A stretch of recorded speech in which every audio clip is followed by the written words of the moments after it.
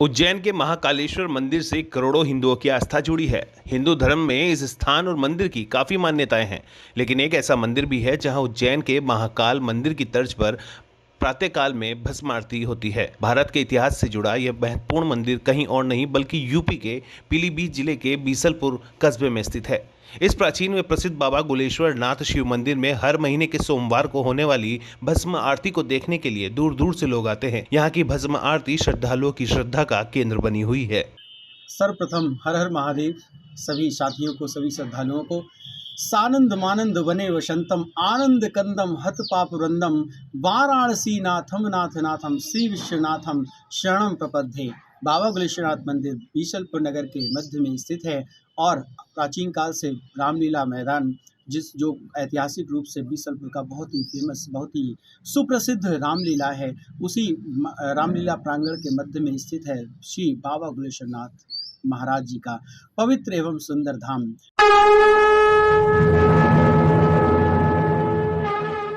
श्रृंगार के तौर पर होने वाली इस आरती का अधिक महत्व इसलिए भी हो जाता है क्योंकि इसके लिए सुबह 3 बजे से ही श्रद्धालु पहुंचना शुरू हो जाते हैं और सबसे पहले पूरे शिवालय को पानी से धोते हैं। फिर भस्म आरती से पहले शिवलिंग का फूलों से श्रृंगार कर दूध, दही, शहद और पंचामृत से अभिषेक किया जाता है। इसके बाद शुरू होती है भस्म आरती की प्रक्रिया। भस्म आरती सुबह 4 बजे से 6 बजे तक करीब 2 घंटे तक होती है। भस्म आरती होने के बाद श्रद्धालु भस्म का माथे पर तिलक लगाते हैं और आरती के बाद शिवलिंग का फूलों व वस्त्रों से श्रृंगार करते हैं। भस्म आरती के दौरान पूरा शिवालय हर हर महादेव के जयकारों से गूंज उठता है। यहाँ लोगों की यह भी आस्था है कि भस्म आरती में आने वाले व्यक्तियों के सभी कष्ट दूर हो जाते हैं। भस्म आरती में किस तरीके की सामग्री यूज होती है? भस्म आरती में सर्वप्रथम तो भस्म की ही आवश्यकता होती है, जो लगभग हमारे जो व्यापारी बंधु हैं बाज़ार में, उनके माध्यम से हम बनारस यानी कि काशी से मंगवा लेते हैं। और एक और शिवलिंग इसी तरह से है लखीमपुर खीरी में बाबा लीलोटी नाथ धाम, वहाँ के महंत जी से संपर्क है हमारा और उनके द्वारा हम काशी से जो भस्म है वो मंगवा लेते हैं। और इस तरह से सर्वप्रथम भस्म, उसके अलावा दूध, दही, घी, शहद और शक्कर और नैवेद्य और उसके साथ साथ फल, मेवा, प्रसाद, फूल आदि सामग्री की आवश्यकता होती है, जो हम विभिन्न कमेटी के लोगों के माध्यम से और हमारे बहुत सारे अनगिनत साथी जो हमारे साथ लाइव या सोशल मीडिया के माध्यम से जुड़े हुए हैं, उन सभी के सहयोग से अनवरत और निरंतर बाबा की सेवा चल रही है।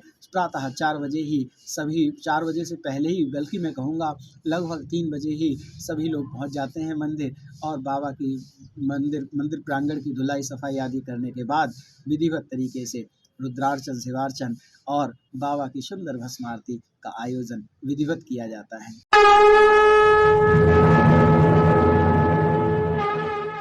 अब अगर बात करें भस्म आरती के इतिहास की, तो सबसे पहले यहाँ भस्म आरती किसने की थी और भस्म कहाँ से आती है, यह जानना भी बहुत महत्वपूर्ण हो जाता है। तो चलिए यह भी हम आपको बताते हैं। मंदिर से जुड़े उन लोगों की माने जिन्होंने मंदिर की वर्षों से सेवा की है, तो उनके अनुसार बीसलपुर के रहने वाले महंत धर्मेंद्रपुरी उज्जैन महाकाल के मंदिर में दर्शन के लिए गए थे। इस दौरान उन्होंने महाकाल की भस्म आरती देखी, जिसके बाद उनके मन में विचार आया कि बीसलपुर गुलेश्वर नाथ शिवालय पर भी भस्म आरती होनी चाहिए। प्राचीन व इतिहास से जुड़े इस मंदिर में भस्म आरती शुरू करने की बात मन में लेकर वह वापस आए और अन्य श्रद्धालुओं के सामने ये बात रखी।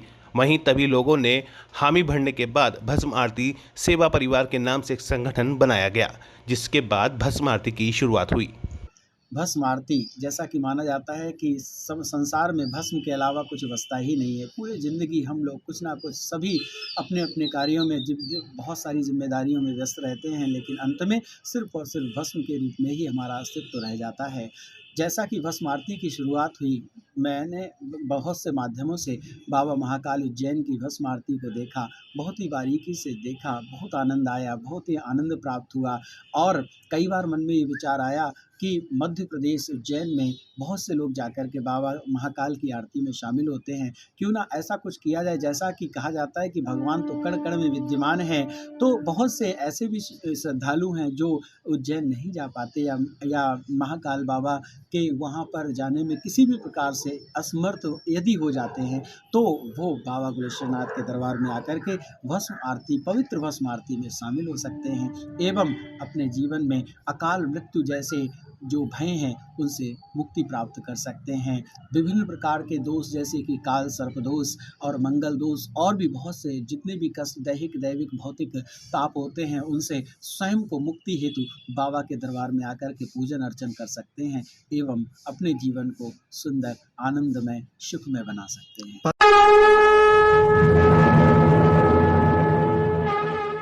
अब आपको हम बताते हैं कि मंदिर का इतिहास, जिसे जानकर आप भी आश्चर्यचकित हो जाएंगे। इस शिव मंदिर का इतिहास महाभारत काल से जुड़ा हुआ बताया जाता है। जी हाँ, मान्यता है कि यहाँ सैकड़ों साल पहले घना जंगल हुआ करता था। दूर दूर तक कोई बस्ती नहीं थी। द्वापर युग में महाभारत युद्ध से पहले इसी स्थान पर पांडवों ने कई दिनों तक प्रवास किया था। प्रवास के दौरान महाशिवरात्रि आई तो उन्होंने मिट्टी का शिवलिंग बनाकर जलाभिषेक किया और इसके बाद पांचों पांडव यहाँ से चले गए, लेकिन शिवलिंग यहीं रह गया, जिसके बाद यहाँ मंदिर की स्थापना कर दी गई। तब से स्थानीय लोग इसे पूजने लगे। समय के साथ लोगों के मन में इस मंदिर के प्रति आस्था गहराती गई। अब नवविवाहित जोड़े भी शादी के बाद सबसे पहले इस मंदिर में आकर अपने वैवाहिक जीवन की अच्छी शुरुआत के लिए भगवान आशुतोष के दर्शन कर कामना करते हैं। पीलीभीत से ऋतिक द्विवेदी की एक खास रिपोर्ट। बाबा गुलेश्वरनाथ जी का जो मंदिर है अति प्राचीन है। शिवलिंग तो महाभारत कालीन है। ऐसी मान्यता है कि महाभारत काल में आज से लगभग 5000 वर्ष पूर्व पांडव अपने प्रवास में जब इस ओर आए तो उस समय बिल्कुल बीसलपुर के आसपास का जो क्षेत्र था वो जंगल था और जिस जगह आज बाबा गुलेश्वरनाथ मंदिर स्थापित है वहाँ पर पूर्ण रूप से जंगल था।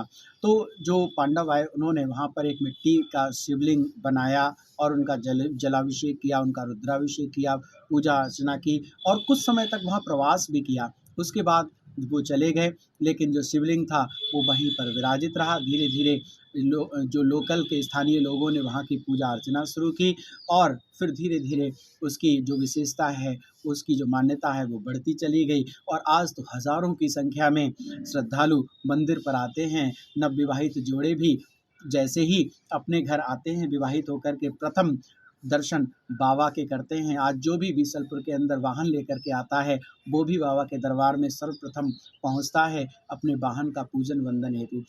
और ऐसी मान्यता है कि बाबा के दरबार में जो भी श्रद्धालु आते हैं उनकी समस्त जितनी भी मनोकामनाएं हैं वो पूरी हो जाती हैं। जिस प्रकार के रोग दोष और जिस प्रकार के कष्ट हैं, चाहे वो दैहिक हों भौतिक हों, सभी प्रकार के दैहिक दैविक भौतिक जितने भी कष्ट होते हैं वो सभी दूर हो जाते हैं बाबा के जलाभिषेक मात्र से।